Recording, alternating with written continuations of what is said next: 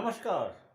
आज गोरखा इंटरनेशनल के स्टूडियो में स्वामी आनंद अभय जी आए हैं। स्वामी आनंद अभय जो है परिचय के कोई मोहताज नहीं है। ये विश्वविख्यात मेडिटेशन के गुरु हैं। हम इन्हीं से पूछते हैं आज कि मेडिटेशन के बारे में जो विश्व जानना चाहता है उसके बारे में कुछ। नमस्कार। जैसे कि पूछा गया है कि मेडिटेशन की इस युग में क्या आवश्यकता है।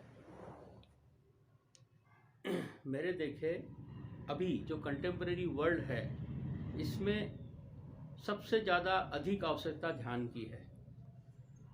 ध्यान जैसे योगा है भारतवर्ष के अंदर में, योगा शरीर के मुख्य शरीर को सुधारने के लिए, शरीर को स्वस्थ करने के लिए उपयोग में आता है। लेकिन ध्यान की उपयोगिता जो है खास तौर पर मन के स्वास्थ्य के लिए इसका उपयोग अधिकतर होता है। शब्द तो हमने अनादिकाल से सुनते आए हुए हैं, ध्यान इस शब्द को पूरे सब जगह हम जहाँ पे भी जाते हो ध्यान शब्द का उपयोग हम लोग सुनते हैं। लेकिन सबसे बड़ी तकलीफ ये है कि ध्यान हम भाषा में भी उपयोग में लाते हैं। ध्यान एक शब्द, बच्चों को अगर हमको पूछना है या किसी को कहना है तो हम बोलेंगे ध्यान से चलो, ध्यान से उठो। तो हम ध्यान इस शब्द को अटेंशन की तरह देखते हैं। लेकिन ध्यान इस शब्द का बहुत वास्ट अगर मीनिंग देखा जाए तो अवेयरनेस है, बोध है। अवेयरनेस और बोध क्या चीज़ है, इसको हासिल करने के लिए ध्यान की उपयोगिता है। तो ध्यान शब्द बुद्ध से भी पहले हमारे यहाँ अवेलेबल था। भारत की ही देन है ध्यान, ये शब्द बेसिकली भारतवर्ष की ही देन है।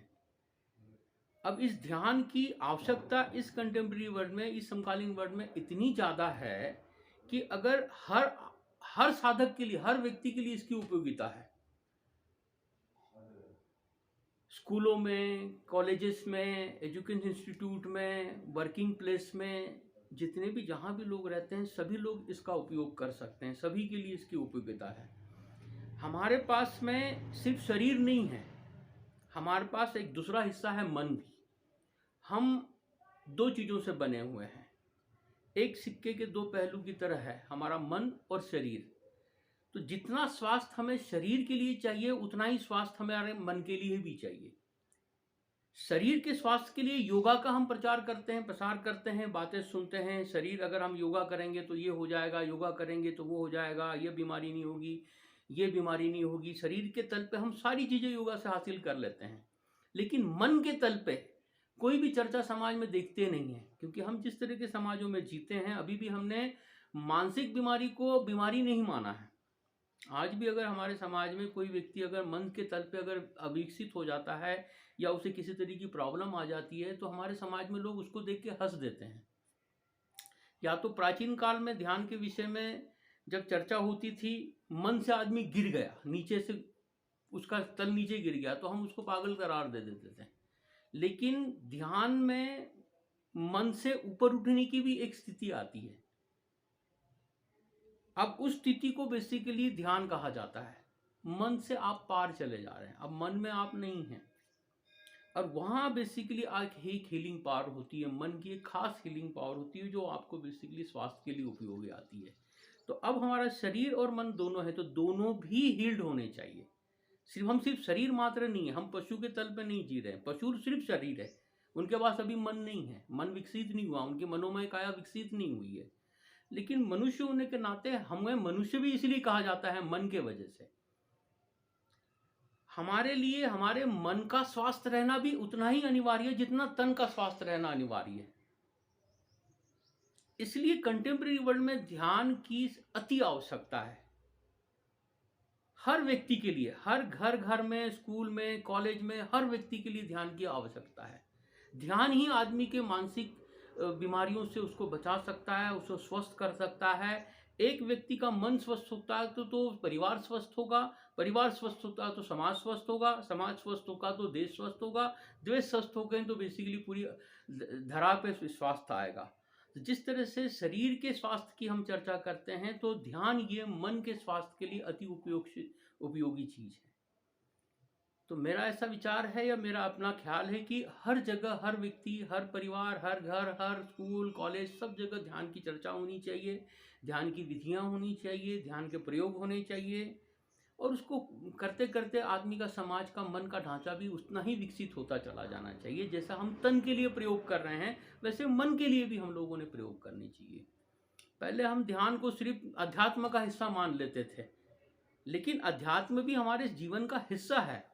वो समय के अंतराल में हम भूल गए, रोजी रोटी के लिए हम भूल गए कि भैया हम लोगों को ये भी करना चाहिए, ध्यान भी करना चाहिए। समाज ने नियम बना लिए कि नहीं, ध्यान साधना और प्रार्थना, पूजा, ये तो एक सर्टेन उम्र के बाद की चीज़ें हैं, ऐसा हमने बना लिया था।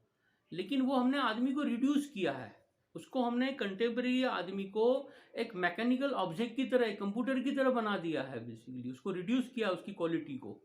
अगर हम ध्यान करवाएंगे, लोगों को ध्यान करेंगे, तो उसको चुनाव करने में बहुत उपयोगी होगा। वो एज अ व्यक्ति का भी विकसित होगा। वो सिर्फ एक सोसाइटी में एक ऑब्जेक्ट बन के नहीं जिएगा ध्यान करने वाला व्यक्ति। उसके पास अपना विवेक होगा, अपनी इंटेलिजेंसी होगी, उसके पास चॉइसेस होंगे, चुनाव करने की क्षमता होगी, सब उसकी इंडिविजुअल होगी। इसलिए ध्यान की आवश्यकता है। क्योंकि अगर ध्यान हम समाज में नहीं देते हैं, सिर्फ शरीर पे ही हम जोर देते हैं, तो आदमी को हम बेसिकली रिड्यूस कर रहे हैं, उसकी क्षमता को रिड्यूस कर रहे हैं, उसको बौना बना रहे हैं हम।